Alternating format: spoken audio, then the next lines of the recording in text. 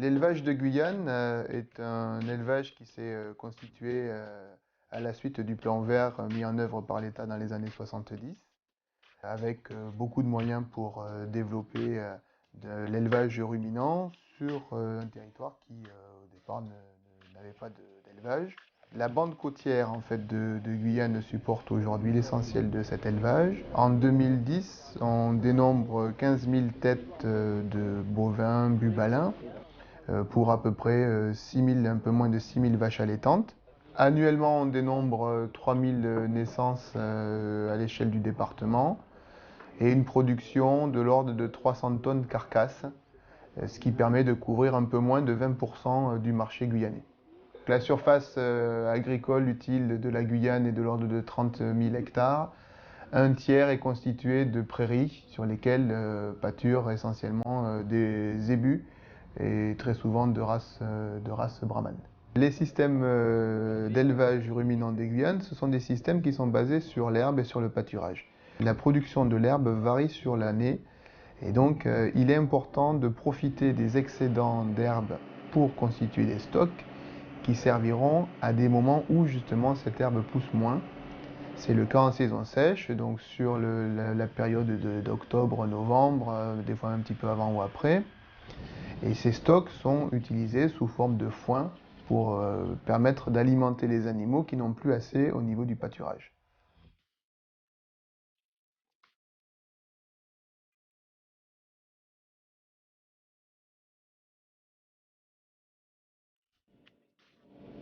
La constitution de stocks d'herbes, donc de foin, se fait en différentes étapes.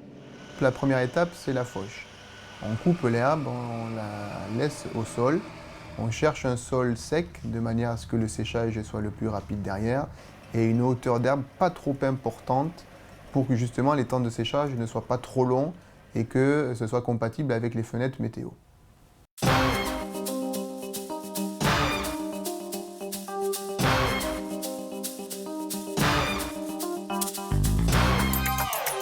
Ici vous avez une machine, c'est une faucheuse à assiettes, 6 disques, une faucheuse qu'une, donc 6 assiettes. Voilà. Donc les assiettes ont des couteaux, voilà, qui sont escamotables, qui permettent de couper l'herbe. Donc il y en a une qui tourne dans un sens et l'autre qui tourne dans l'autre sens, qui permet de ramener l'herbe au milieu. Ce qui s'appelle un lamier, donc c'est un lamier qu'on pose par terre et en fait ça coupe l'herbe à ce niveau-là. Donc c'est une faucheuse assez simple. Il n'y a pas de conditionneur, il n'y a pas de système trop perfectionné.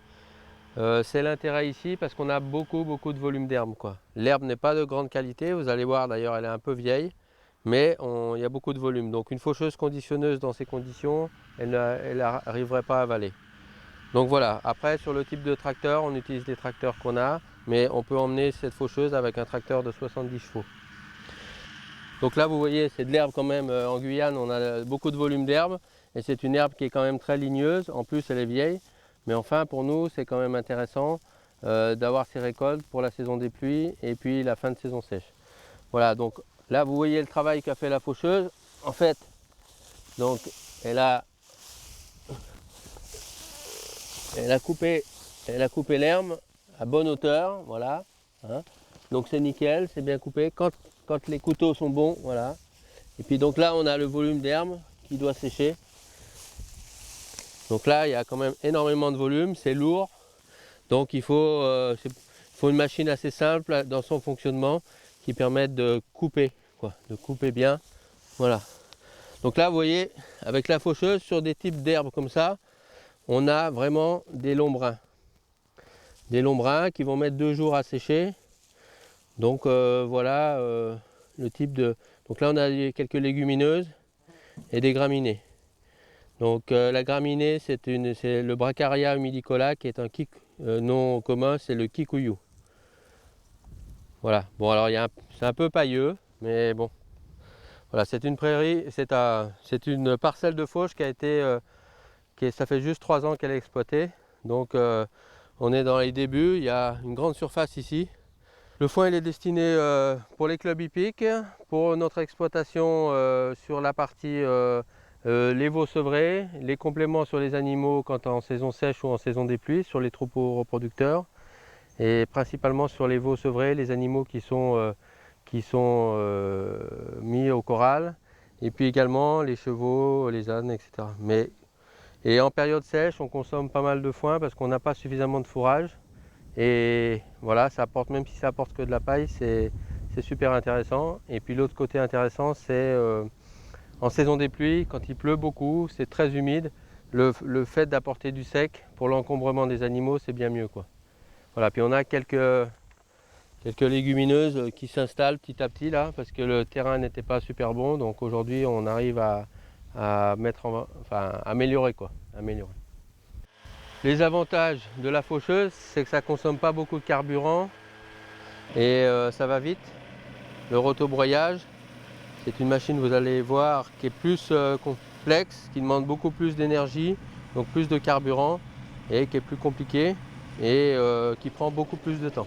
Au niveau du ramassage, on va voir aussi que le roundballer, il préfère ramasser de l'herbe comme ça, parce qu'une fois qu'il a un bout, tout rentre dans la machine. Alors que ça, des fois, c'est un peu du mal à rentrer et ça bourre un peu, donc parce que c'est des petits brins, etc.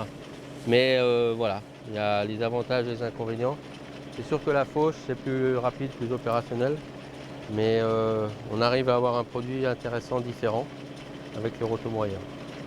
On voit même pas que ça a été coupé. Et puis ici, on a une partie qui a été passée au rotobroyeur, qui est une autre façon de couper. Et bien ça avale l'herbe et ça la projette à l'extérieur.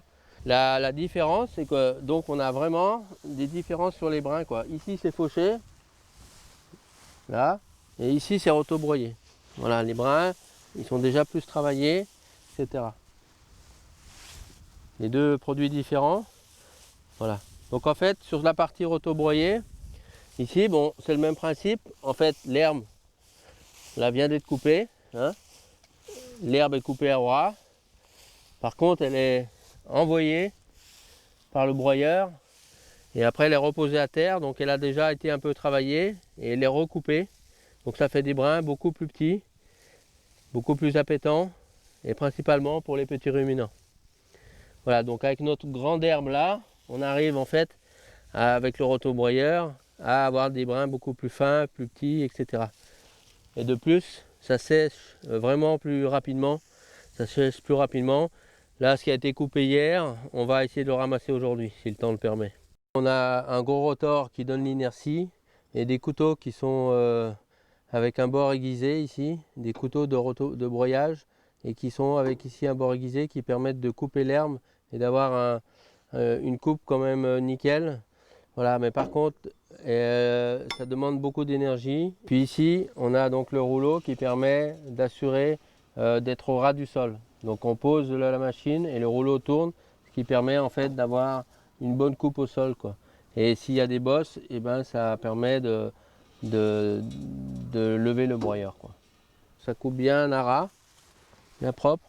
Et puis après, ben, ça fait un préfanage, en fait, un genre de préfanage de l'herbe avec des plus petites particules. Seconde étape, le fanage, qui consiste à aérer et à brasser l'herbe qui a été précédemment coupée, de manière à améliorer et à limiter son temps de séchage.